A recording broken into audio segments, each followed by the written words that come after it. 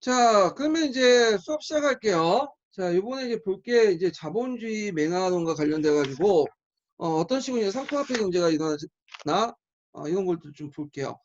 면직업하고 이제 견직업 관련된 내용들을 이제 볼 건데요. 자, 그 내용을 이제 보면요. 심화자료 먼저 볼게요. 심화자료 몇 페이지 펴보시냐면요. 아,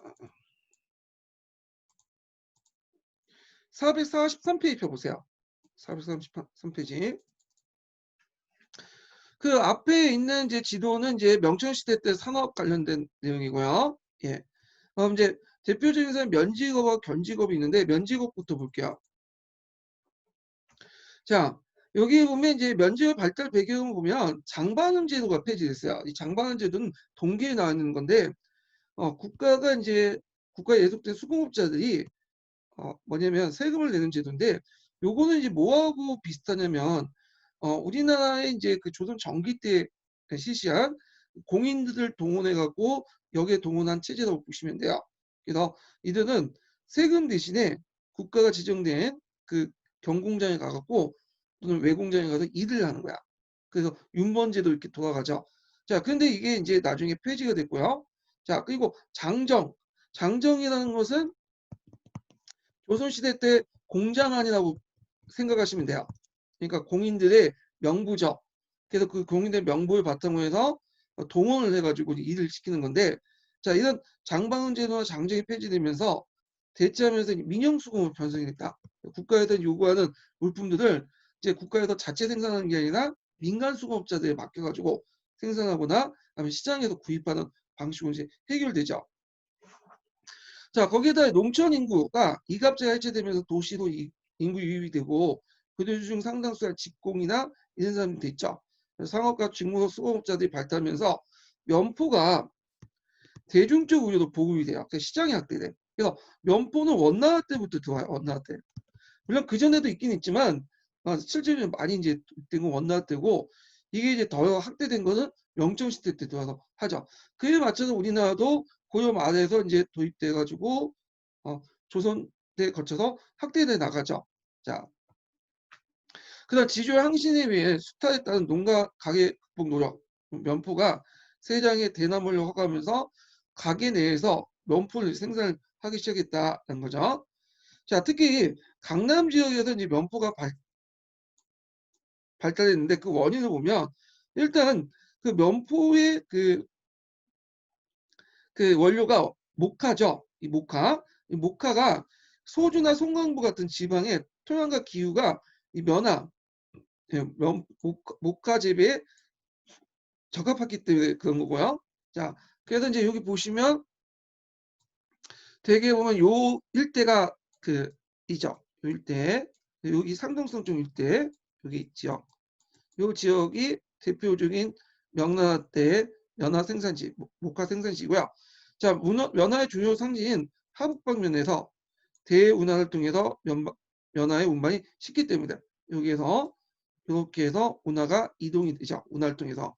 정통적인 견직물 기술이 응용한 우수한 방직 기술이 소요했다. 예전에 강남 지역은 또 경직물도 발달했어요. 그러니까 견직물 기술이 면직물 만드는데 사용됐다. 이렇게 이제 보시면 되겠죠. 자, 면포 생산의 증가. 일단 면화에 대한 수요가 더 증대됐고 하북 방면의 면화 재배가 대규모화됐다. 특히 상동 지역 있죠. 이거 쌀 생산지에서 목화 재배지로 전환. 그래서 그 당시 이제 쌀보다는 목화를 재배하는 게 더 낫기 때문에 있고 그다음에 강남 지역에서 목화 재배가 많다 보니까 예전에 미국 생산지인 강남 지역이 그 뭐냐면 어, 강남 델타 지역에서 호강 지역으로 이동을 하게 되죠. 이게 아까쯤 이제 언급했던 건데 1250번을 잠깐 볼게요. 자, 면포 생산이 보급되자 면화의 수요가 증대되었다. 이 때문에 하국 방면의 그 면화 재배가 더욱 대규모화됐고 생산을 포기하면서 목화를 이제 바꾸는 곳이 나타났다. 자, 이러한 현상은 도시 수공업의 발달, 그다음 비농업 인구 증가, 그다음에 아울러 강남 지방의 식량을 대부분 다른 곳에 반입된 미국에 의지할 수 없게 되었다. 어, 강남 지방에서는 이제 식량을 다른 곳, 특히 여기 강남 지역은 어디겠어요? 양쯔강 하류 지역이죠. 하류 지역이 식량을 다른 곳에 반입돼서 의지할 수밖에 없는 것은 다른 곳은 어디 있겠어요? 예, 호강 지역이죠. 양쯔강 중류 지역. 그래서 강남 지역보다는 그 양쯔강 하류 지역 이렇게 표현해야 되는데 좀 표현이 그런 것 같아. 강남 지역은 호강 지역까지도 합쳐서 이제 그 얘기를 했기 때문에. 근데 그래서 성대 이래에 수백 년간 중국 최대 곡창지로 알려진 소우지방이 그 지를 어느 지역? 호강 지역으로 양도했다. 이게 16세기 초반 때 일인 거죠. 자, 그리고 면포 생산 과정에서 상업자본, 이게 되게 선대제 형태로 이제 가죠. 이들 이제 살장이라고 했어요. 가혹한 수탈 때문에. 그래서 이제 농민들이 이 면업을 통해서 이익을 얻는데도 불구하고 그때 이득이 세금을 납부하거나 그 다음에 살장되게 뜯겼기 때문에 분홍을 성장하지 못한 한계가 좀 있다. 일본 학계에서 지적한 거죠. 그 부분이. 그래서 이제 잠깐 1251번을 한번 읽어볼게요. 이거 너무 많네.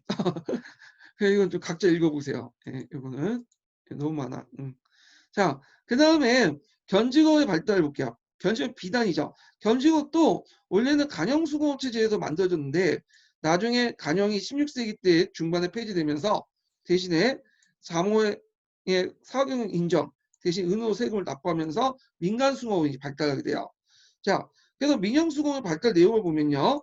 일단 여기에서도 기본적으로 두 가지 형태로 생산하는데 하나가 선대제고요. 또 하나는 그 면직무대에 없는 메뉴표츠죠. 공장제 수공업. 대개 선대제가 제일 많고 그 메뉴표츠가 적어요. 요게 그래서 송호주나 항주 등 일부 강남 지역의 도시 지역이 거죠. 예. 근데 이제 자본주의 맹하니까 그래서 요거보단 요게 좀 부각이 되죠. 메뉴표츠 부분이.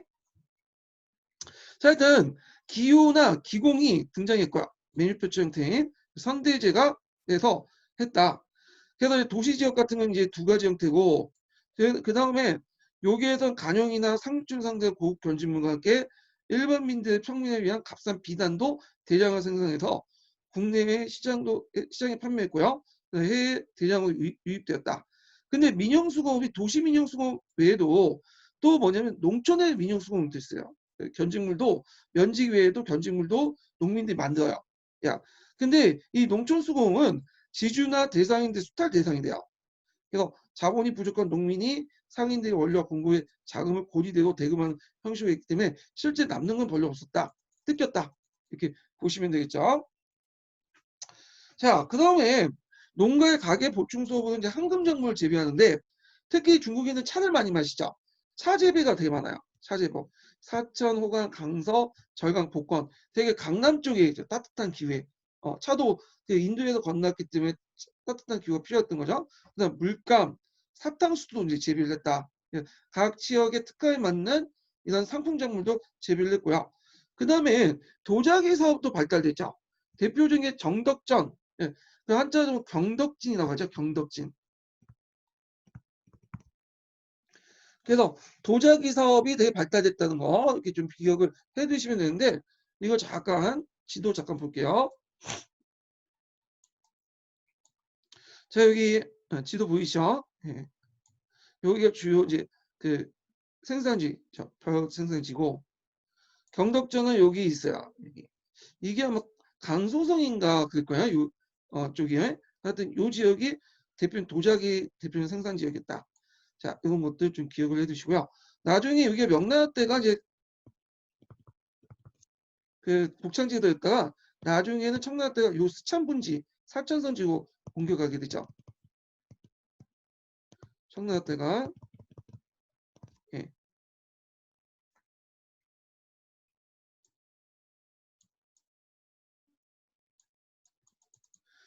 자, 그래서 이제 있고 그 다음에 여기 1253번 도자기 관련된 내용 볼게요. 자, 장서성 북부의 장덕진 생산된 도자기는 세계적 이름을 높았다. 명대에서는 중국 전역은 물론 전 세계에 공급하기 위해서 충분한 도자기가 이곳에 가마에 생산되었다. 이곳 도자기는 분업에 비해 생산되었기 때문에 한 제품을 만드는데 무려 70명이 투입되는 경우가 있었다. 한 노동자가 몇 초 안에 물레로 처음 형태 잡았으며 다른 노동자가 어, 다른 노동자가 또 다른 노동자가 끝을 윤을 내는 작업을 했다. 끝으로 이런 식으로 이제 있는데 이게 네. 자 이렇게 경덕제 그 도자기 관련된 내용이 있고요. 그렇지만 경덕지의 도자기 산업은 명말 청초가 되면서 그러니까 17세기 이후부터 쇠퇴가 돼요. 청나라 때는 이제 중국이 도자기 중심지가 아니라 어디가 도자기 중심이요? 일본이 도자기 중심지가 되죠. 그래서 이제 그 이상평이라는 조선 기술자가 만든 그 아이따 지역의 도자기가 있어요. 이 아이따 도자기 같은 일본 도자기가 잘 팔리게 돼. 실제 우리나라의 도자기 네 하여튼 자 그래도 이제 있고 상업의 발달 좀 볼게요. 상업의 발달 보면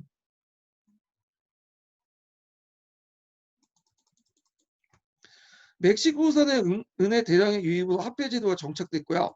상품 장문의 재배, 그다음 민영수공의 발달, 전국적인 시장권 형성, 인구 증가와 도시 발달로 소비 수요가 증가됐죠. 그래서 상업이 이제 발달돼요. 그때 이제 객상들이 등장했는데 객상은 예전부터 있었어요. 예, 그 객상은 원거리 상업 상인들을 얘기한 거죠. 근데 이제 요때 객상들은 되게 유명한 객상들이 등장해요. 무슨 상인들이냐? 상서상인, 신한상인들. 그래서 이 상수와 신한상인들이 등장하는데 이들이 등장했던 배경은 여러 가지가 있겠지만 그 중에 이제 뭐냐 상품 생산 발달로 전국적 유통을 이제 촉진시킨 것도 있고 발달 배경에는 그 다음에 이들은 또 그 당시에 주요 그 전매품이 뭐였죠? 염이라든지 다 차죠. 예. 전매품을 독점 생산할 수 있는 독점 생산 독점 판매할 수 있는 권한이 있어요. 그래서 전매품을 독점 판매할 수 있는 권한이 있다. 그 권한을 왜 얻었냐 하면 처음에 상서상인들이 그걸 가지고 있었거든요. 상서는 저쪽 그 만리장성 북쪽에 있는 지역 아니에요? 예, 요 정도 있는 지역인데 이게 만리장성이면 그래서 이제 몽골족들을 막기 위해서는 여기 군인들이 필요해요. 군인들. 그러면 이 군인들이 식량을 대줘야 될 거 아니야. 식량을 누가 대줬냐면 그 국경에 있는 그 국경의 상서상인들이 대줬어요. 처음에. 그러다가 그러면 세상에 공짜 없다 그냥 대주는 게 아니죠. 예. 상서생들이 식량을 대주면 그걸 뭘 얻었냐면 영과 다 얻었어. 그러니까 전매 판매권을 얻게 된 거죠. 소금이나 그 당시 차에 대한. 그러다가 이제 그 역할을 신한상인으로 대체해요. 신한상인은 저쪽 약간 남쪽에 있는 상인 집단인데 그때는 상품화폐 경제가 발달되다 보니까 굳이 돈을 상품을 그러니까 쌀을 갖다 바치는 것보다는 직접 정부한테 돈을 주면 정부가 돈을 시장에 가서 돈을 가지고 사가지고 공급하는 게 낫겠다 해서 신한상이 돈을 주면서 그 영과 달을 판매권을 얻게 되죠. 자 그러면서 부각됐던 것이 상서 신한상이고요. 나중에 명말 청초 더 들어가면 또 양주상인이라든지 시주상인이라든지 이런 강남 지역의 상인들이 또 부각이 돼요. 예. 그래서 이 지역들은 대개는 대운하의 요지들이죠. 동아시아 쪽에도 나와요. 오사카 상인들 함께 개성상인, 그다음에 양주상인가요? 이렇게 해갖고 이제 나오거든요. 그래서 한번 관련된 것들을 한번 찾아서 보세요. 자, 그다음에 그 면화나 면포, 생사라는 것은 비단의 어떤 원료예요. 예, 그 비단과 같은 그밖에 수공품, 그 농산물의 집산이 모이는 곳에 이르기까지 강범의 상업활동이 전개됐고요. 이 객상에 의해서. 그다음에 이들은 다른 상위 집단보다 자본 규모가 크겠죠. 그래서 자본을 동원해서 금융업을 경영하고 고리대를 통해서 이익을 추구하고요. 또 한 가지 뭐냐면 토지를 또 매입을 해요. 토지를. 토지를 매입하고 그다음에 또 돈이 많다 보니까 자녀들 교육을 시키겠죠. 많이 시키죠. 그러다 보니까 또 신사계층이 되게 돼요. 그래서 그 당시 신사계층들은 상인들과 연결돼 있어. 이런 식으로.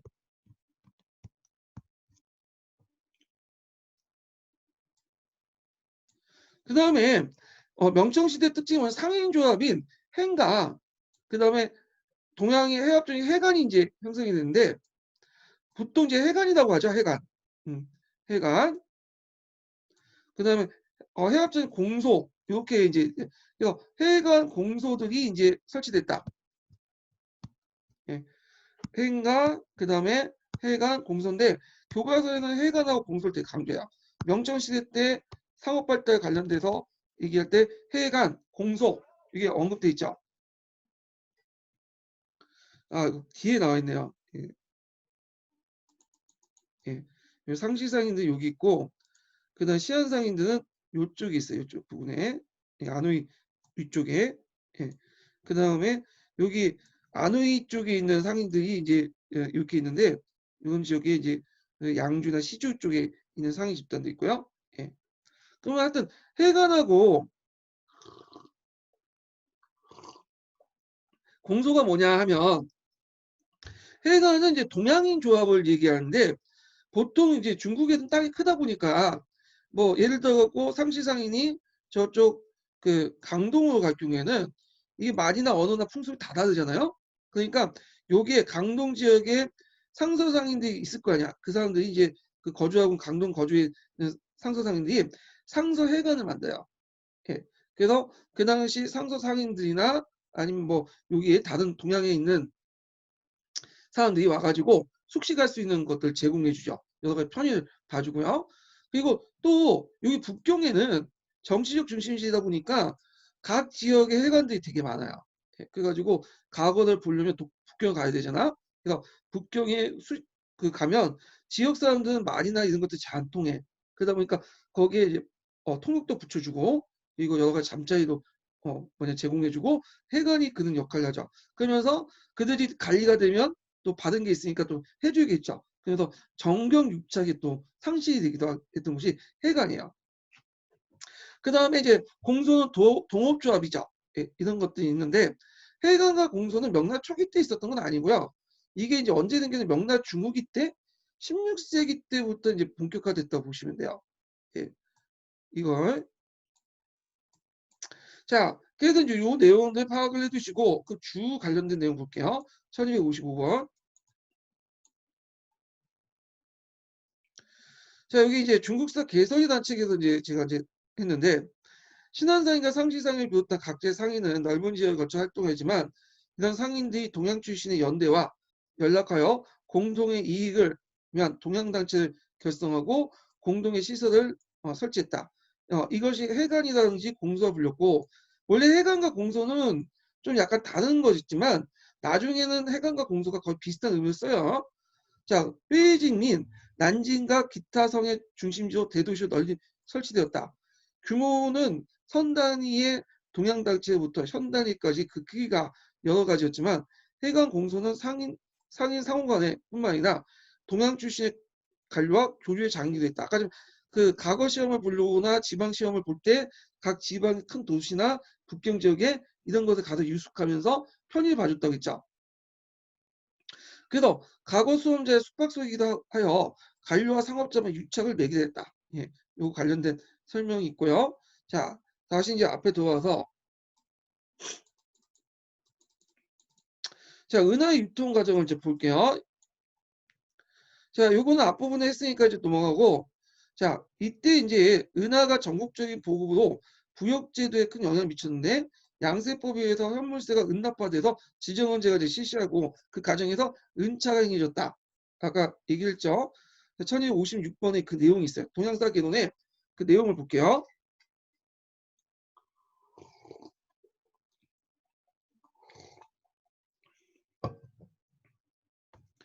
자, 명예부역제도는 전부와 함께 전세와 함께 요역도 부과되는데 이 요역에는 이장과 갑수호가 부과했던 이갑 전역 외에도 여러 자벽이 있어서 농민들의 크다 부담이 되었고 시대가 지날수록 그 가중되었다. 자, 요역에 활동한 기본은 요역에 활동하는 기본으로서는 각 기본이나 기본인지 네. 기본으로서는 각 호의 인정수, 세의 대가, 그 다음에 자산의 유무에 근거해서 9가지로 차등을 뒀는데 이 구호등제라고 하거든요. 참고로 그 구호동제는 강북에서 실시했던 제도고요. 예, 이렇게 이제 호동에 입각한 건. 근데 강남에서는 이때는 철저하게 토지에 입각한 거야. 예. 자, 하여튼 강북에 있는 세금 제도 지금 얘기하고 있고, 무거운 역은 상등호가, 가벼운 역은 하등호가 담당하도록 했다. 그래서 그리고 요역도 전부와 같이 처음에 노동력을 제공하는 걸 원칙했지만 점점 음의 보급으로 음납화가 이루어졌고요. 그리고 요역은 전부보다 늦게 15세기 중엽 강남 지역에 음납화가 됐고, 이것이 사회적으로 정착된 거, 강북 지역까지 확대된 거는 16세기 전이라고 보시면 되죠. 그 과정에서 음납화하는 과정에서 자벽과 이갑 정역이 합쳐져요. 그리고 나서 자벽에서 면제받은 신사층도 뭐 은근슬쩍 하면서 자연스럽게 이제 이갑역도 면제를 받는 그런 형상도 일어나죠. 자, 그래서 이제 이렇게 한번 또 봤고,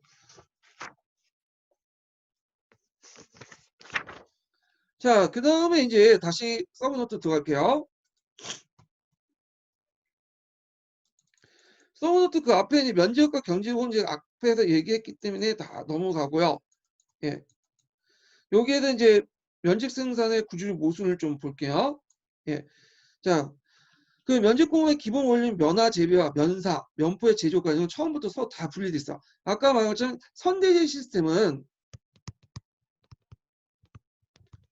작업 과정이 한 곳에 집중된 공장이 아니라 떨어져 있다고 했죠. 예. 요게 이제 누가 개입이 되냐면 대부분 이제 상인 집단이 개입이 됐어요. 그래서 상인들이 원료나 집기라든지 그다음에 자금을 미리 대주고 그다음에 생산된 걸 다 수치해 갖고 다음 단계 넘기고 이런 식으로 뜯어내는 거야. 그래서 실제 농민들에게 떨어진 이익은 그렇게 많지가 않아요. 예. 자, 그래서 따라서 면작, 방적, 직포 같은 각 공정은 농민이 전문적으로 분담했으나 각 가정마다 그 상인들이 개입하여 상업자본 수탈이 심했다. 그래서 이들 이제 살장이라고 이제 불렸다. 이렇게 이제 보시면 돼요. 견적국은 아까 전에 얘기했으니까 이제 쭉 넘어갈게요. 이거는요. 자, 그럼 명만의 민중운동에 대해서 좀 얘기할게요. 명만의 민중운동. 자, 이 명만의 민중운동은 일단은 상품화폐 경제 발달이 일어나죠. 그러면서 여러 가지 사회적 모순이 생기게 되고, 이 가난한 자와 부자가 이제 생기게 되고 사회적 양극화가 일어나죠. 그 다음에 사람들이 이제 의식이 성숙하게 돼요. 왜냐면 이제 많은 부유층이 형성되면서 나름대로 교육도 받고 어떤 사회 비판적인 어떤 의식도 갖게 되고, 그래서 예전에 참았던 것을 참지 않고 들고 일어나게 돼. 그래갖고 이제 소작쟁이라든지 그다음에 직용해변, 그다음에 심지어는 노인 노비들도 들고 일어나죠. 노병 이런 것들이 일어났다. 예. 자, 그럼 명만 민중운동을 좀 볼게요. 자, 먼저 이제 농촌에서 이제 그 항저운동을 지금 먼저 보면 지주 전호제 구주 모순에서 발생했죠. 명중기 이후에 이제 상품 그 생산과 그다음에 그 합배경제 발달로 농민 몰락과 토지 집중화, 양극화, 그다음 상인 자본의 수탈 이런 것들이 등장을 했고, 그 과정에서 새로운 지주 전호제들 등장했는데 이걸 일전 양주제라고 하죠. 그래서 일전 양주제는 제가 송나 때 잠깐 설명할 때 그 얘기를 했는데, 하나의 주인의 양 두 명, 그 하나의 땅에 두 명의 두 개의 권리가 있는 거야. 그래갖고 뭐가 있냐면 소유권하고 경작권이 있죠. 그래서 이 소유권과 경작권은 뭐냐면 따로 파는 거야. 경작권이 독립돼 갖고 매매 양도가 가능해요. 그래서 그래서 전원은 지주의 토지 소유권과 관계없이 금전을 취득한 것을 매매가 양도가 가능한 경작권을 쟁취했고요. 다만 상속은 안 돼. 아직까지는. 이걸 영구히 경작권을 얻는다 해서 영주권이라는데 상속 자체는 안 돼요. 예. 상속 자체는 안 되고, 상속권 영정권까지 얻게 된 건 명나라 때가 아니라 청나라 때 들어와요. 그래서 청나라 때 영정권을 포함한 이제 그런 것들이 조선 후기 때 우리한테 넘어왔죠. 그래서 이제 우리나라는 이걸 도지권이라고 그러죠. 도지권. 그래서 도지권은 그 우리나라에서 자체로 만든 건 아니고 그 명청시 대 영향을 받았다 보시면 돼요. 청나라에. 자, 이런 일전 양주제가 이제 등장하면서 명말지에는 지주 전후 관계가 인격적인 예속 관계가 아닌 경제적 계약 관계에 변모했다. 상대적 의미인 거예요. 예전보다 인격적인 예속 관계가 아니라 경제적 관계에 변모했다는 거. 자, 그래서 이 경제권을 바탕으로 일전 양주제는 송나라 때부터 이제 출현이 됐어요. 그렇지만 이게 학살되고 확립된 거는 명나라 때 확립됐다. 자, 그 시기에는 항저운동도 많이 일어났는데요. 그 대표적인 난이 이제 드문치의 난이라고 했죠. 예. 그리고 이제 16세기 때도 유교육치의 난이든지 뭐그 혐양의 난 같은 것들이 일어났고, 그럼 이 특징이 뭐냐? 요거 좀 기억을 해두세요. 예전에 기출문에 나왔던 건데, 종래 항저운동은 주로 수학의 풍년에 의해서 그 좌우되고 자연 발생적이고 우발적인 항저였어요. 그러니까 되게 풍년에 많이 나왔어요. 풍년에. 예. 근데 명말 때는 풍년이라도 이게 계속적 조직적으로 이제 일어나요. 예. 예. 이런 식의 조직 특징이 있다. 그러면 이렇게 조직적이고 계속적 운동이 왜 일어나냐? 이게 이제 있는데 이 원인을 보면 이것도 제 교재에서 이제 발췌를 했네요. 자, 일전 양주지하에서는 그 경작권을 박탈할 수 없었어요. 함부로. 예, 그런 것도 있었고, 두 번째로는 자, 이 시기에 상품 생산 발달과 함께 수소 상품 생산에서 농민의 사유의식이 강화됐고요. 그 다음에 요게 이렇게 연결된 게 아니라 요게 독립된 거겠죠? 예, 이게 다고 뒤에 물려서 다 이렇게 되겠죠. 자, 상품 재물 재배라든지 작물 재배라든지 부업 등 전후의 경제적 부가 축적되어 지주에 대한 경제적 유연성이 약화됐다는 거. 그러니까 지주들한테 그 뭐냐면 땅을 뺏겨도 예, 다른 것도 먹고 살 수가 있어. 그 다음에 전어는 토지 위의 생산수단, 종자, 경호는 이제 소를 말하는 거죠. 밭을 가는 소. 그 다음에 가업 이런 것들을 자체적으로 가지고 있다 보니까 제주로부터의 경제적 위존도가 좀 떨어졌죠. 예. 그러다 보니까 이게 뭐냐면 할 수 있었던 거고, 그다음 지주는 생산부터 격리돼서 기생지주가 됐어요. 부재지주. 그러니까 통제력 가졌던 거야. 그러니까 지주가 같이 살면서 이제 했던 게 아니라 그 저쪽 도시에 살고 있고 가끔마다 이제 한번 1년에 2년마다 한 번씩 얼굴만 비치고 심지어는 얼굴도 안 비치고 저기 마등 같은 것들 얘들 파견해서 걷고 그러니까 볼 일이 없죠. 그러니까 이제 어떤 지속적인 항주를 할 수 있었던 거죠. 자, 요거 좀 외워두세요. 그 동기에 있거든요. 외워두시고 요거 꼭 기억을 해두세요. 자, 그 다음에 심지어 노복도 주인에 대해서 신분해방 투쟁 노변이 있다. 네, 노변 같은 것도 일어났다. 이 노변과 관련된 내용은 강자 중국사에 자세히 나와 있어요. 근데 뭐 여기까지는 뭐 그냥 있다고만 하고 그냥 넘어가시면 될 것 같아요. 그냥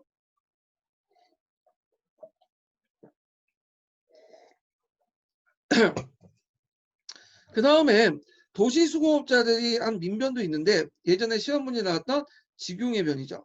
직용의 변. 03년 기출문제였는데 요 관련된 내용은 이것도 제 자료에서 가지고 온 것 같아요. 이거 제가 기출문제 분석을 해놓은 거거든요. 자, 그러면 여기서 직용의 변을 좀 볼게요. 직용의 변. 동양사 심화 과정을 보면요. 저를 보면 446페이지 볼게요.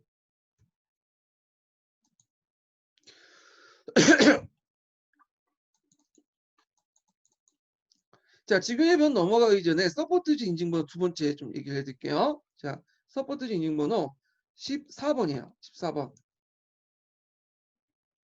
적으셨죠?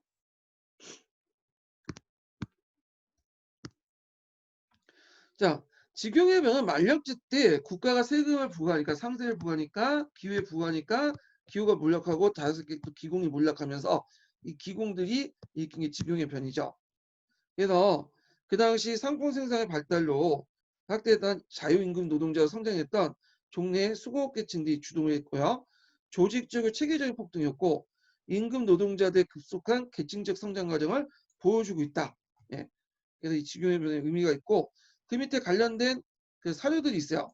그래서 여기 보고 자, 그 다음에 이제 뒤에 이제 개독의 변인데 개독의 변은 이제 반한강 운동이라고 했죠. 요 관련된 내용도 아까 지금 언급을 했죠. 자, 명대 항저 관련된 내용도 여기에 실려 있어요. 그러니까 쭉 읽어보시고 여기 뭐 지도에 이제 아틀란타 제가 중국사에 있는 지도들을 이제 적어놨거든요. 이렇게 실어놨는데 여기에도 이제 뭐 찾아서 한번 봐주시는 것도 좋을 것 같아요. 자, 그러면 항저 운동의 요구 내용을 쓰죠. 요거 이게 보면 자 여기는 어떤 요구를 했냐? 점조의 간행학 징계의 반대. 그러니까 소장률 인하 이런 것들, 소장률 인상 이런 것들이죠. 소장률 인하를 요구하고 소장률 인하 인상을 반대했다고 보시면 돼요.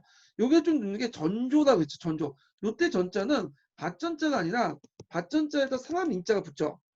요거는 뭐냐? 경자갈 전이에요. 경자갈 전.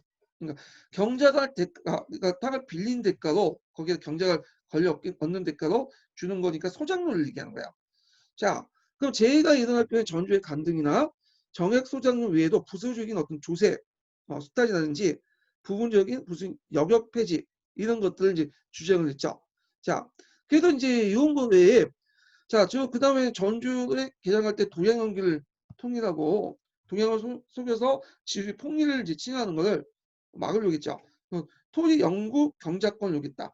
여기 아까 토지 영국 경작권은 상속을 할 수 있는 권한이에요.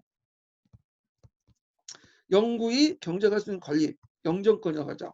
네. 그렇지만 이거는 명나라 때 했던 게 아니라 청나라 때 했던 거죠. 청나라. 청나라 때 이때 요구만 했던 거고 청나라 때 얻었다. 그래서 뭐 드문치에 난 평양에 난 유치에 난인데 제가 여기 관련된 내용을 다 주요 달아놨거든요. 한번 읽어보세요. 이 내용들. 그래서 드문치의 난의 의미 중국 사상 최초의 소장의 폭동이었다. 이거 꼭 외워두시고요.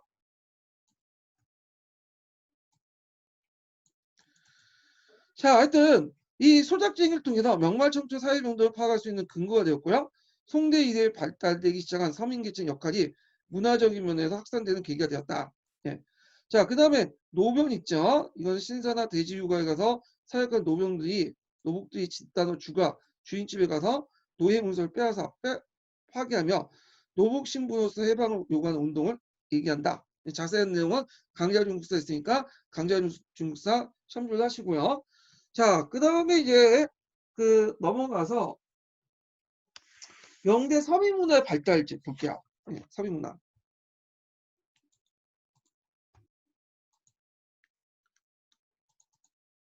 자, 명대 문화의 특징을 보면요. 일단 원문 교체기나 특징이 가지고 있어요. 그래서 민족주의 성향이 되게 강하고 왜냐하면 오랫동안 원나라 지배를 받다 보니까 이 원나라의 오랑캐에 대한 분노감이 많을 거 아니에요? 이런 것들이 민족주의로 나타나게 되고 한족 문화에 대한 어떤 예착, 이거 예전에 당송시대 문화에 대한 복구 이런 식으로 나타나요. 그래서 복구주의, 그러니까 원나라 이전에 당이나 송나라의 복구주의 경향이 강해서 좀 도창성이 결여했다. 모방적이었던 거예요. 모방. 예. 근데 이거에 대해서 이제 동계에서는 좀 다른 관점을 제시하고 있어요. 동계에서 이제 얘기를 뭐라고 하냐. 우리가 이제 송대 문화를 모방성이 강하고 창의력이 부족하다. 그 얘기는 명대 초기 때 얘기라는 거야. 초기 창기 때만 해당하고 16세기 때는 다르다는 거죠. 16세기 때는. 네. 자, 이 16세기 문화 부분을 좀 볼게요.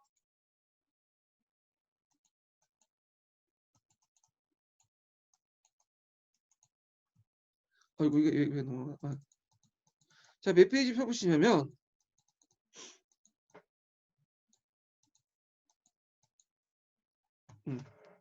저기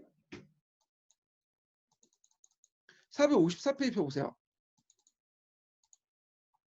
자, 454페이지 보면 잠깐만요. 이거 왜 그래요?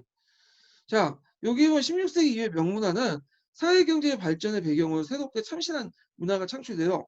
오히려 이제 이런 문화는 도시 시민계층들이 이끌었다. 왜냐하면 명중기 때 보면 상품화폐 경제가 발달되잖아요. 그리고 일반 평민이나 도시민들이 성장을 했고 이들을 중심으로 새로운 도시 문화가 활성화돼서 문화가 확대가 됐다. 그래서 소설책이라든지 그다음에 뭐 연극 이런 것들이 발달됐다는 거죠. 예. 자, 그래서 이렇게 좀 기억을 해두시면 될 것 같아요. 자, 그러면 요 관련된 내용을 한번 동기에서 한번 읽어볼게요.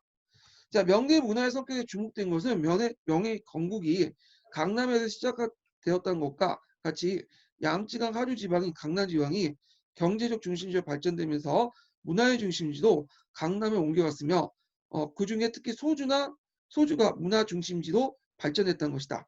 중국 고대와 중세 도시는 대부분 정치, 군사적 도시의 성격이 강했다. 따라서 그 지역의 수도가 되면 화려하게 문화 중심지로 발전했지만 일단 수도의 지위에 오르려면 보잘것 없는 지방 도시에 전락하는 게 일반적이다. 근데 명대 강남은 어차피 처음부터 정치적으로 소외됐던 지역이죠. 근데 문화가 발달됐던 것이 경제적 배경 때문에 그거잖아요. 그러다 보니까 정치적 지위와 상관없이 이 도시의 강력한 생산 기지를 가지고 있기 때문에 뭐냐면 생산 도시 문화의 연속성을 가지고 있었다. 그래서 이런 도시 문화는 강북이 아니라 강남 지역 중심으로 이제 발달됐다. 이렇게 좀 보시면 돼요. 대개 보면 돈이 많은 곳에 도시 문화가 발달되고 문화의 중심지가 될 수밖에 없어요. 돈이 몰리는 지역이나 계층을 중심으로 이렇게 문화가 발달한 거죠. 지금도 그렇잖아요. 돈이 몰리는 곳이 강남이죠. 강남 문화가 상당히 발달되고 다른 지역에 또 영향을 주잖아요.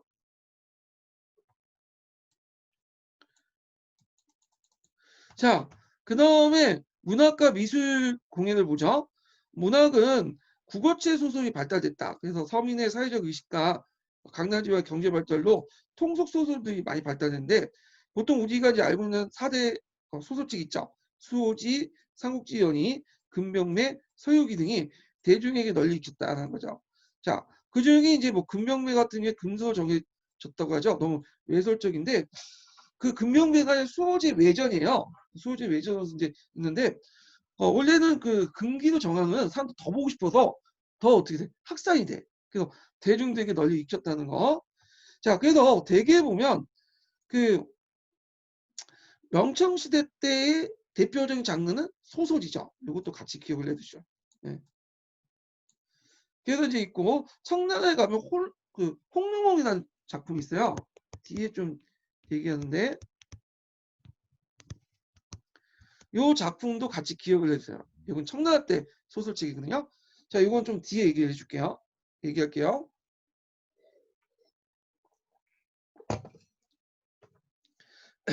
그 다음에 원나라의 영향을 받아서 시곡도 널리 이제 행해졌는데, 뭐 비파기 형성기 뭐 이렇게 그 예전에 그 관련된 시곡도 같이 이제 했으니까 이것도 같이 기억을 해두시면 될 것 같아요.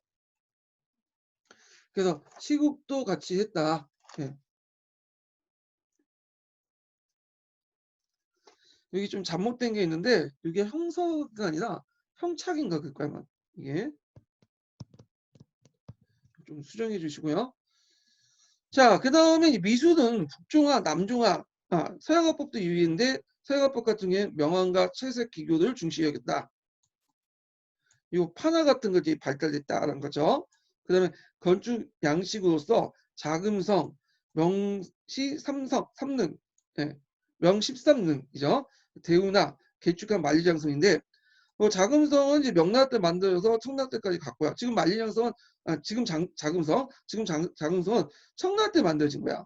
아니 명나라 때 만들어진 거죠. 명나라 때. 그리고 명심삼능은 북경에 가보면 있는데 그 중에 제일 큰 게 정릉이에요. 정릉. 정릉은 누가 만들었냐면 아까 예전에 말했지만 만력제가 만들었는데 만력제가 돈은 국가에 잘 안 쓰고 지 무덤 짓는 데가 썼어. 제일 컸어요. 네. 그 다음에 대운하 같은 것들 만들었죠. 대운하. 대운하 정비 같은 거. 자, 그 다음에 이 대운하 정비예요. 이거는 이제 그 영락제 때 정비됐던 거고 그 다음에 개축과 만리장성 이거는 몽골족들을 막기 위해서 지금 만든 거죠. 예. 그래서 지금 만리장성 명나라 때 만들어진 건데 지금 만리장성은 그 진나라 때 만리장성 좀 달라요. 위치도 다르고 일단 그 진나라 때 만리장성 같은 경우에는 토성이죠. 그래서 그 흙을 다져갖고 만든 그 판축 기법을 통해서 만든 거고 요 명나라 때 만리장성은 뭐라 할까요? 그 벽돌로 만들었어. 벽돌로 만든 기법이 송나라 때부터 이제 들었는데 요걸 명나라 때도 만리장성 만들 때 이용했다. 예. 요게 특징이죠. 자, 그 밑에 뭐 관련된 그 내용도 있으니까 쭉 읽어보시면 될 것 같아요, 쭉. 자, 그 다음에 학교제도와 이제 그 과거제도를 좀 볼게요. 그 관련된 건 다시 이제 경기도 학교제 서브노트 들어가서. 자, 과거제도 학교교육 발달 보면, 자, 명청대 과거제도는 송대 과거제도와 학교교육을 외관상 그대로 받아들였어요. 이를 강화시켰는데, 특히 이 과거제도 학교제도를 어디에서 이제 왕안성 있죠. 왕안성 개혁에 영향을 받았다는 거야. 그러니까 학교제도를 통해 인재를 선발하려고 했죠.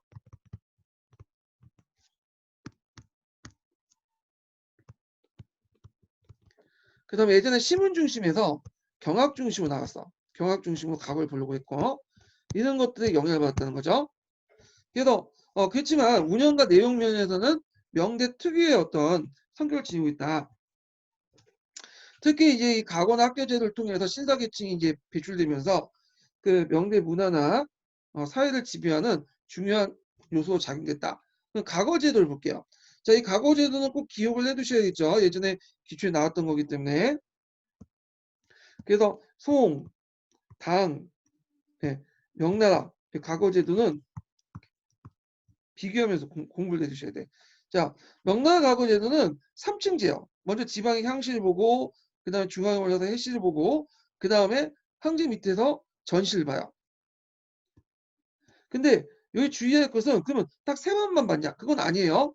향시에도 여러 번의 또 과거제도가 있고요. 그 다음에 해시에도 여러 번의 과거제도. 그러니까 한 10번, 11번 거쳐가지고 전시까지 오는 거야. 근데 여기에서는 그냥 향시, 회시 이렇게 딱 묶어가지고 얘기를 하는 거고요.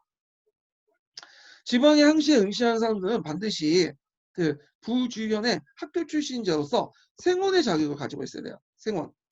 그래서 학교제도와 과거제도를 일치시켰고요. 그리고 학교의 성적이 우수해야 된다. 자, 이것은 명대의 과거가 교육이 육착된 결과를 가져왔다. 자, 그래서 학교제도, 과거제도를 일치시켰다는 거. 그런데 우리나라도 요거에 명나라한테 영향을 받았고 조선 초기 때 학교제도, 과거제도를 일치시키기도 했죠. 근데 그게 안 됐죠. 자, 그럼 송대 하는 거와 달리 그냥 이게 송대 1회라는 거는 중간에 빼먹었네. 학위 소유자죠. 학위 소유자. 자, 학위 소유자가 이제 송대 한 해 하는 한 해에 하는 것 같지. 그러니까 딱 한 번만 하고 일정 기간 좀 없어진 거와 달리 그 상호나 거인 진사는 그 지위에 모두 종신투입했고 나한테 특권 있죠. 그래서 신사계층들이 대량으로 뭐냐면 양산하여 이들 신사가 정치 사회적 큰 영향을 행사했다. 거인은 이제 향시 합격자를 얘기하고요. 진사는 해시 합격자를 얘기해요. 보통 진사에서 해시 신분을 얻으면 대부분 전시는 이제 크게 당락만 결정하는 게 순서를 결정한 거니까 진사가 곧 관료라고 보시면 돼요. 자, 송은 왕한세의 뜻에 따라 복구주의 문학 경향은 과거 시험에 나타나 유교 경쟁만으로 시험 봤어요. 그러니까 시문은 안 봤어. 그러니까 진사관 안 보고 명경만 봤다고 보시면 돼요. 이렇게. 그래서 명대 그 시험 출제 부분은 사서 오경에 국한되었다. 예, 사서 오경. 그리고 팔구문을 가지고만 했어. 이게 주원전이 만들었죠. 그래서 팔구문에 따라서 이제 답안을 작성했기 때문에 이 팔구문의 설치가 형식이 까다롭고 엄격해서 자유로운 사상과 감정의 표현을 제약됐고요. 그리고 사상 강국의 발달을 저했다. 그래서 그 당시에는 어떤 특징을 갖고 있냐? 명나라 때는 예전에도 한번 얘기한 것 같은데 명나라 때는 관리와 학자가 분리돼 있어요. 관리대는 열심히 뭐만 해요? 그러면 팔굽을 익혀가지고 기계적인 어떤 과거 시험을 쓰는 능력만 키웠고요. 학자들은 아예 처음부터 그 포기하고 자기가 원하는 좋아하는 부분을 곳에 한 곳에 파는 거야. 그러면서 이제 전문학자 과거 관리가 분리된 양상을 띠게 돼요. 근데 송나라는 좀 다르죠. 송나라는 좀 자유롭게 글을 쓸 수 있고 그리고 신문도 쓰고 그렇기 때문에 되게 관리이자 학자인 경우가 많거든요. 근데 명나라 같은 경우에는 관리학자가 웬만하면 분리돼 있다. 물론 일치된 사람도 있지만 왕양론처럼. 자, 그래도 이제 있고 명예 그 학교제도를 볼게요. 학교제도 뭐 국자관, 부학, 주학, 현학, 지방이 있었고 그 다음에 이제 공교육 기간 외에도 사학이라는 서민 교육기관도 존재하고 있었다. 이것도 이제 기억을 해두시면 될 것 같아요. 자, 그 다음에 사상계의 새로운 발상 볼게요. 자, 여기에서 이제 볼 게 뭐냐면 명나라의 사상의 특징, 방향을 좀 볼게요. 그 내용을. 자, 우리가 보통 명나라면 양명학, 경세실용 사상, 요런 것만 생각하잖아요. 이런 것만. 근데 그게 아니에요. 왜 그러냐면 명청이나 이런 거는 다 주주는 뭐예요? 주자학이야, 주자학. 우리나라 조선시대 똑같아요. 학문의 구조를 보면 주자학이 제일 위에요. 이게 주주라고 보시면 돼요. 예, 주주고 그 다음에 이게 이걸 통해서 과거를 볼 수 있는 거야.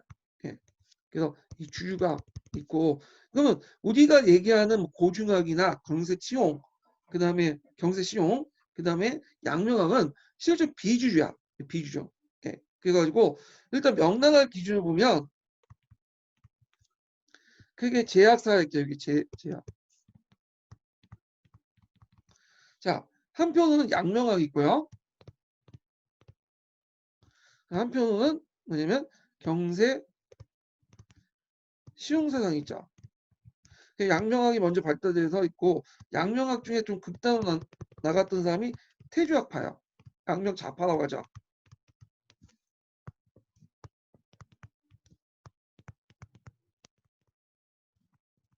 그리고 그 중에 더 극단적인 사람은 이타고란 사람이야. 태주학파 이타고 예전에 기출의 문제 나왔던 거고요. 그래서 이제 이 양명학에 반발해가지고 나타난 사람들이 뭐냐 경세 실용학파예요. 예. 그래서 이는 경세적인 성격을 되게 강조하고 있어요. 그래서 양명학과 주자학 같은 게 도덕 윤리적인 측면을 강조하죠. 근데 이들은 경세적인 성격을 갖고 있다. 예. 그래가지고 이렇게 있고 경세시용은 두 가지 측면이 있는데요. 실사구시와 어떤 객관적 사실을 추구하는 실증과 그 다음에 또 경세치용 경세적인 성격인 현실 문제 해결은 경세적 성격을 갖고 있는데 나중에 이 경세 실용이 뭘로 바뀌게 되냐면 고중학으로 바뀌어요. 고중학. 그래서 고중학은 이제 뭐냐면 경세 실용 중에 실사구시가 경세 치용적인 성격이 있다고 했잖아요. 경세 치용을 버리고 실사구시 증명만 특화해 갖고 만든 거예요. 예. 그건 뭐 때문에? 문자욕 때문에 그죠. 그래서 경세 실용학파들 대개 보면 어디에 연결되면 고중학과 연결돼요. 왜냐하면 고중학의 성구가 경세 실용이기 때문에. 예. 그래서 이제 이렇게 있고 나중에 이제 청나라 중으로 넘어가면 또 고중학은 사회 문제 해결하지 못한다고 했고 상주 공양학파 같은 경세적 성격이 또 부각이 돼요. 이건 좀 뒤에 얘기할게요. 하여튼 주적이 주였고 그 당시 명나라는 그 비주류가 양명학과 경세 실용이었다. 그러면 그 교과서에는 왜 양명학만 강조하냐? 신학 강조하고 똑같다고 보시면 돼요. 특징적인 학문이거든. 요 시기. 왜냐면 주작은 좀 특징이 없잖아요. 자, 그래서 이런 내용들 보시면 되고 그 명초에서는 주작밖에 없겠죠, 당연히. 여기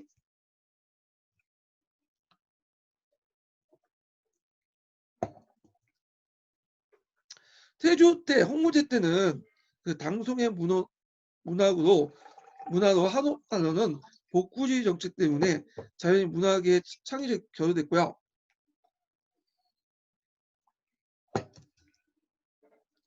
군주 전세 체제 합리화시켜준 주작이 체제 이데올로기인 기반이 굳혀졌다.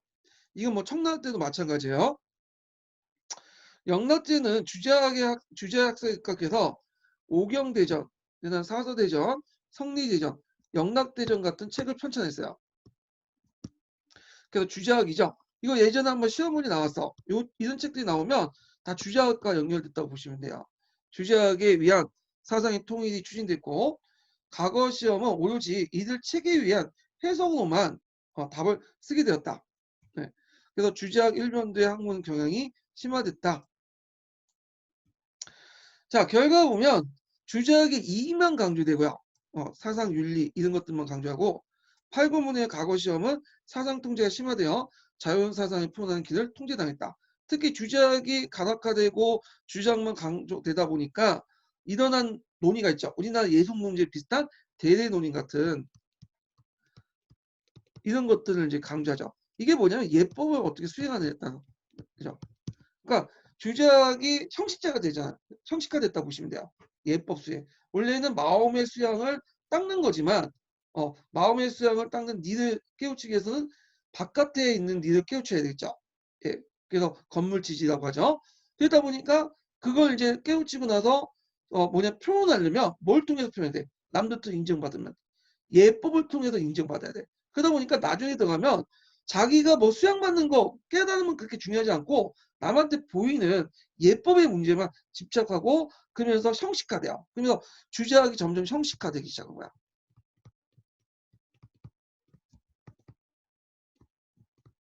그러면서 그 반발로 나타난 것이 뭐냐면 양명학이죠. 양명학. 주제학의 형식화에 반발해서 양명학이 나타났다. 그러면 양명학을 볼게요. 양명학. 이 양명학은 한 두 번 정도 나왔기 때문에 시험 문제 나와요. 한국사 문제도 한번 나왔고 그 다음에 그 중국사 관련돼 갖고 태주학과 관련돼서 했는데 뭐 등장 배경은 성리학 교조화 아까쯤에 이제 형식화됐다고 했죠.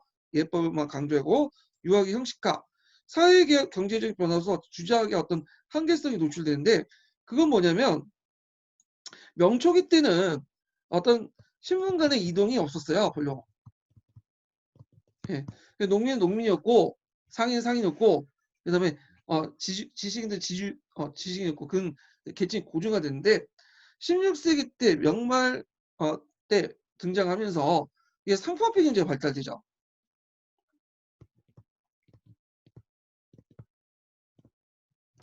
자, 상품화폐 경제가 발달되다 보니까 사람들 의식도 한번 바뀌어요.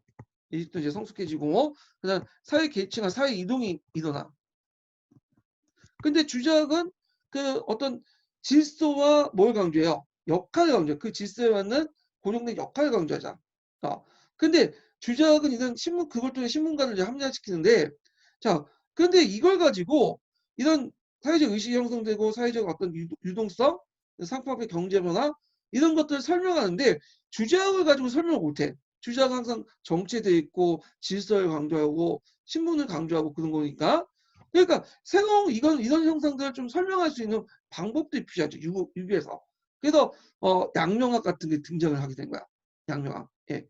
그래서 이제 그런 등장 배경들 같이 이제 상품화폐 경제 발달과 연결돼서 좀 봐주시면 될 것 같아요. 자, 그런 내용을 이제 볼게요. 내용.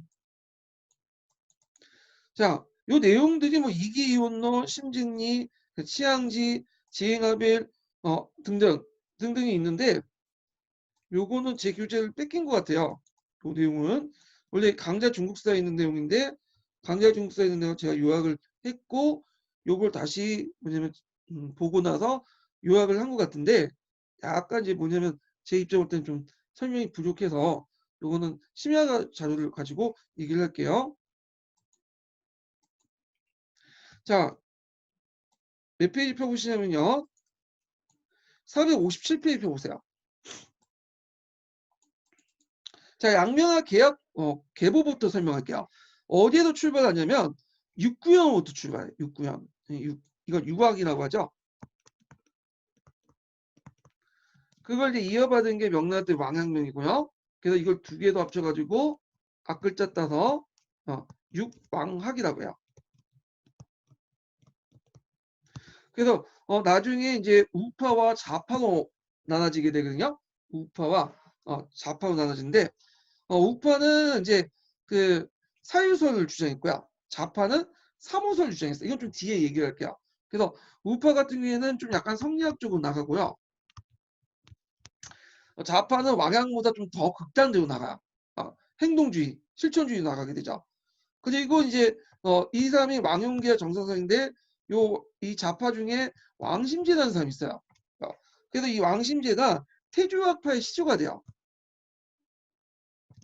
그래서 이 태조학파는 강남을 중심으로 해서 발달된 거예요. 강남에. 되게 이 태조학파 사람들은 신사계층도 있겠지만 되게 상인계층도 많고 그래요. 일반 평민들도 거기 많고 왕심제, 하심은, 나영방, 이타오도 연결되는데 그 태조학파의 극단 중의 극단이 뭐냐면 누구야? 이타고죠. 이타고. 예. 이타고라는 거 좀 기억을 해주시면 되고 이타고가 주장한 게 동심설이라는 게 있어요. 동심설.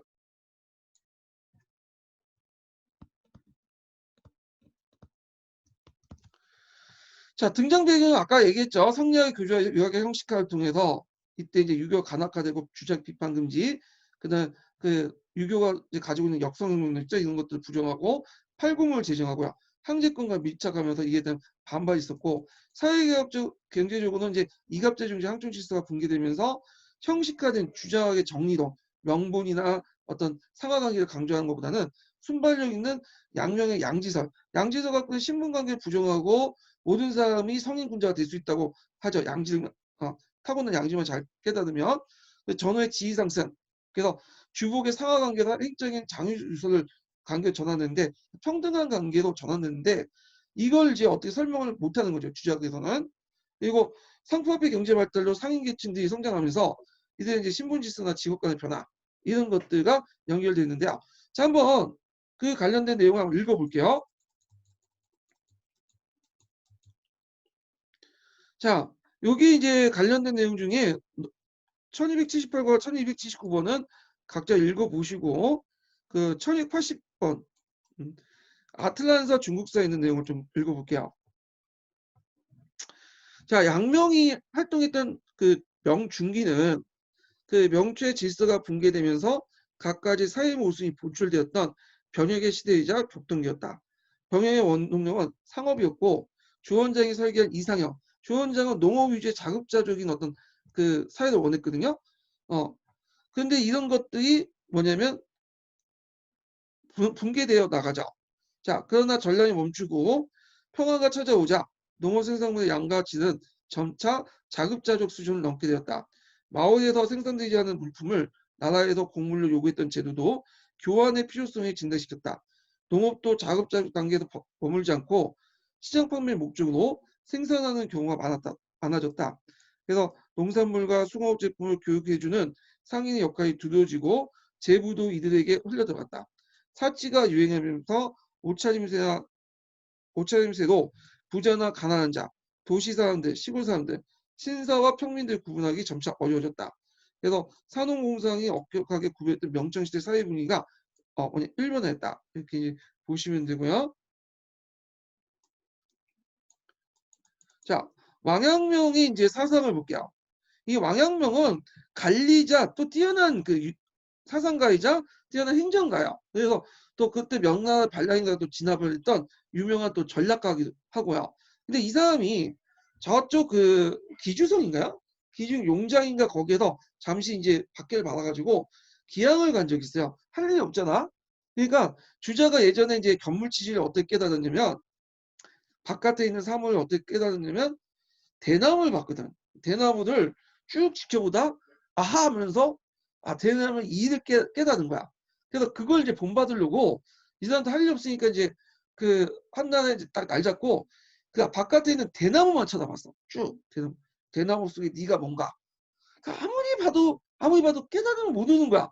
그러면서 주자와 다른 깨달음을 얻었죠.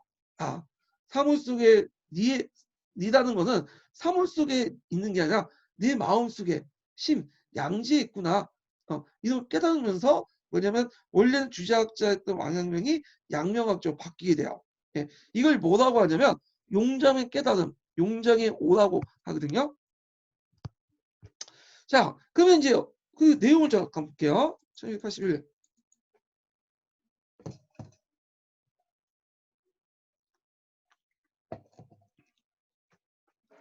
자, 왕수인은 1499년, 참고로 왕수인은 왕양명이에요. 25살 진사가 되었고 그 시문에 신취하고 도교와 불교에 빠졌는데 그래서 이제 그 왕양명 보면 되게 도교 불교적 요소가 되게 많아. 참선 이런 거와 비슷한. 예. 그래서 이제 선종도 성략도 그렇죠. 예, 비슷비슷해요.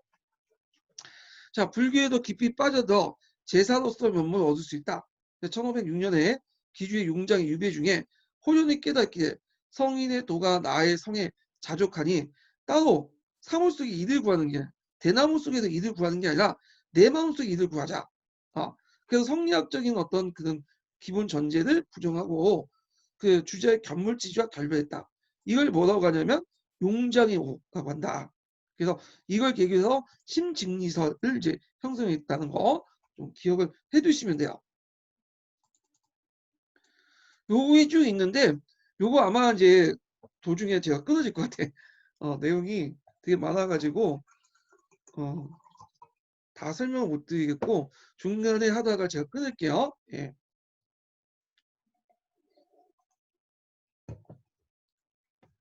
자, 요게 제일 중요한 게 견물치지에 관한 해석이거든요.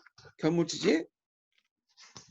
이 견물치지라는 말은 원래 대학의 한 구조에 있어요. 대학의 고분에 있는 내용인데 대학에 그래서 대학에 있는 내용 중에 견물치지가 있는데 이 견물치지라는 말을 주자와 양명이 왕형이 다르게 해석해요.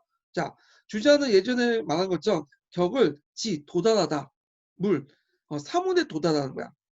그래서 사물 속에 도달해서 그걸 통해서 지를 이룬다 깨달음을 얻는 거야. 그러니까 내 바깥에서 깨달음을 얻는 게 아니라 내 바깥에 있는 사물 밖에서 뭐냐면 지를 탐구해서 그 이를 탐구해서 깨달음을 얻는다. 그래서 이걸 견물치지라고 해요.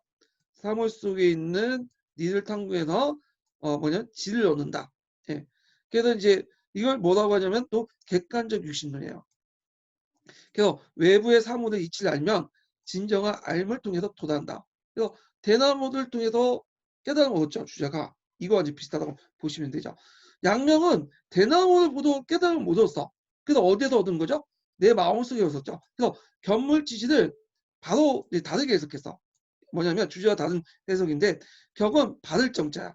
물은 뭐냐면 조금이라도 뜻이 있는 심중의 무예. 이게 뭐냐면 자 어떤 사람이 나 갈래요. 갈리인데 어떤 사람이 뇌물을 준 거야. 그러면 이 갈리가 마음속에 어떤 생각이 들겠어? 두 가지 생각이 들겠죠.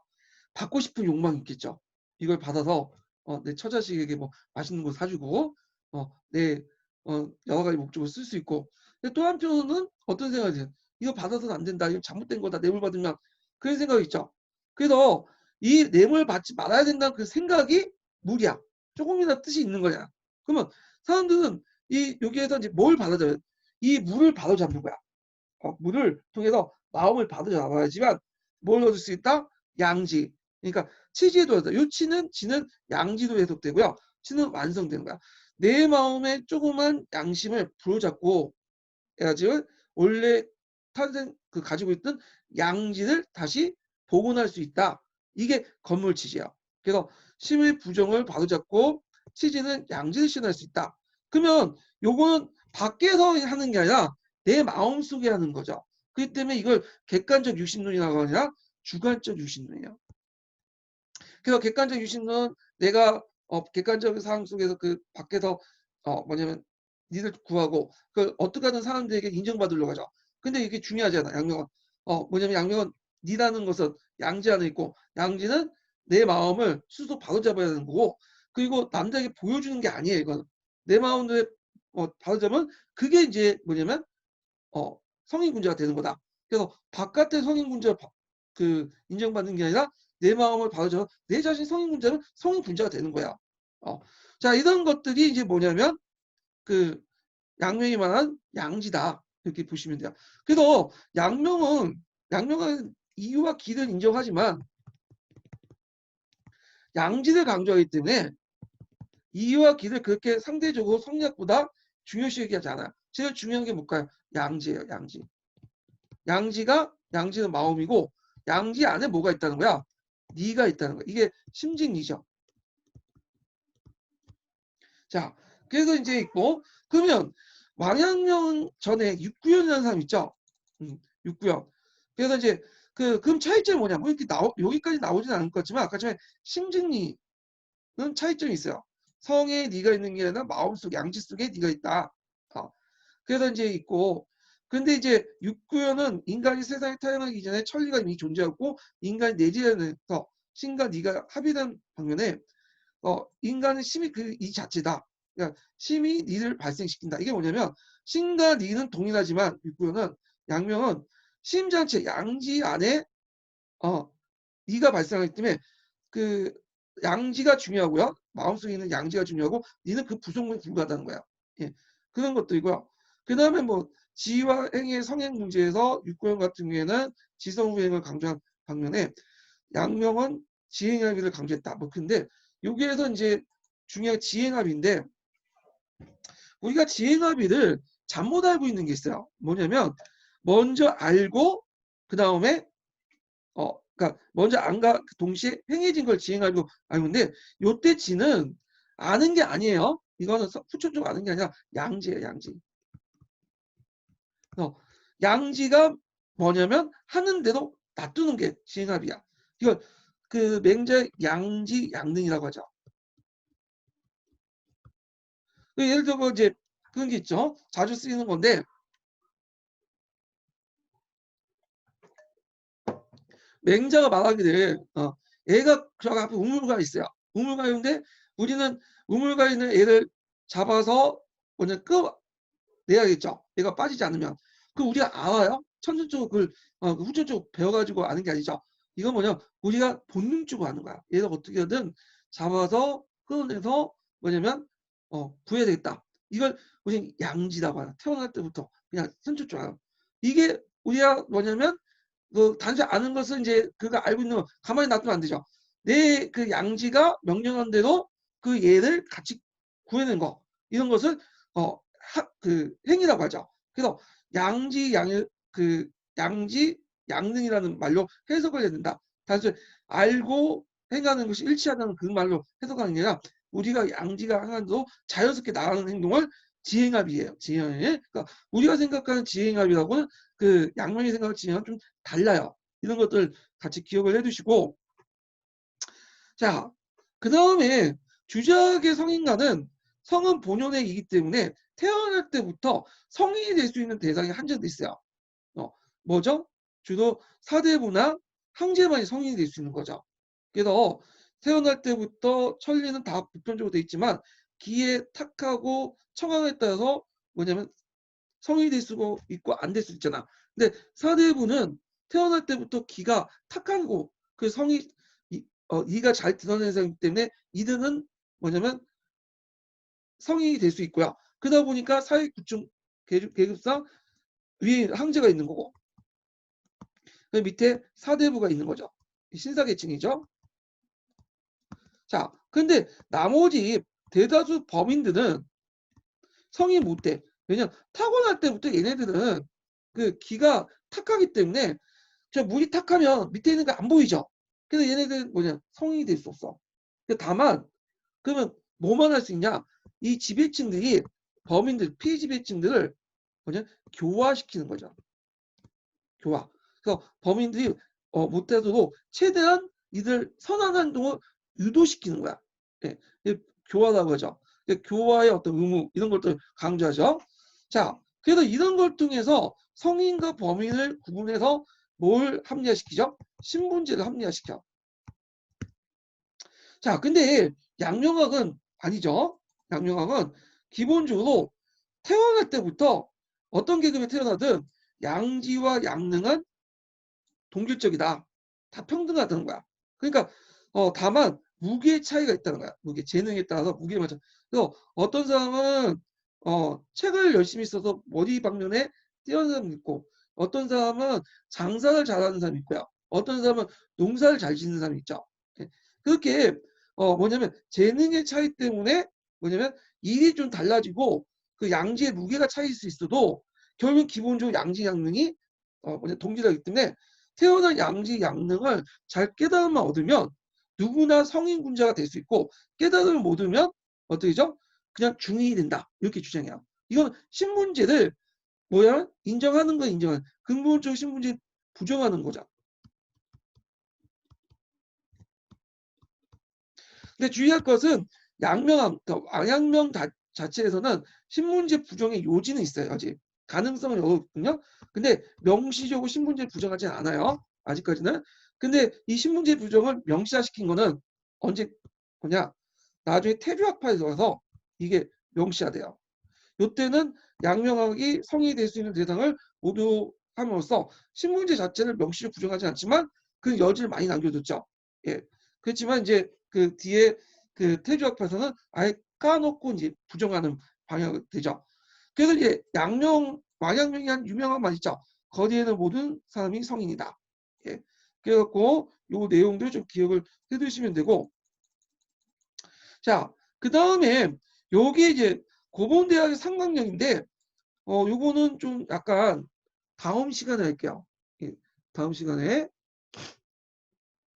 그래서 오늘 이제 그 이렇게 하고, 다음 시간에 고본대학, 그러니까 원래 대학이죠. 원래 대학의 상강령 관련된 내용을 하겠습니다. 자, 오늘 수고하셨습니다.